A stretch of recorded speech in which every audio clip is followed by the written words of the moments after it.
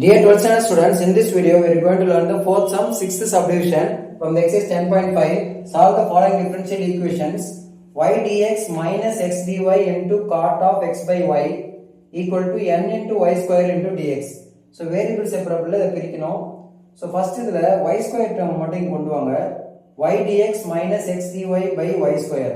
So இது ஒரு term. இது actually ஒரு formula. நீங்க last year 11th ல படிச்சிருப்பீங்க. y dx minus x dy by y square அப்படின்றது எப்படி இருக்குன்னா v du minus u dv by v square. இது ஒரு ஃபார்முலா நீங்க படிச்சிருப்பீங்க. u differentiation of u by v I differentiate பண்ணா that is quotient rule ல இருந்தா differentiate பண்ணா இந்த மாதிரி யூஸ் பண்ணுவீங்க இந்த ஃபார்முலா. சோ அந்த ஃபார்மேட்ல தான் இது இருக்கு. y dx minus x dy by y square. So இந்த டேர்ம் அப்படியே நம்ம எப்படி எழுதலாம்னா d of u by v மாதிரி d of x by y cot x by y. So இங்க டெரிவேட்டிவும் x by y ன்னு வேரியபிள் இருக்கு.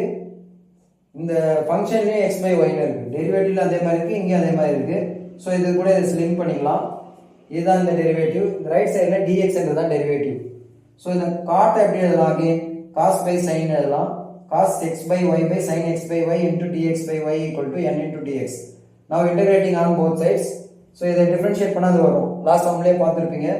sin x டிஃபரன்ஷியேட் பண்ணா cos வரும். அப்ப இத டிஃபரன்ஷியேட் பண்ணா இது வருமா? So அதனால log of this denominator sin x by y இங்க dx integrate பண்ணா x plus c n அப்படிதான் வரும். So taking exponential on both sides. இங்க ஒரு சைடு மட்டும் தான் log இருக்கு. So இந்த log ரிமூவ் பண்ணா exponential எடுக்கணும். exponential e power log.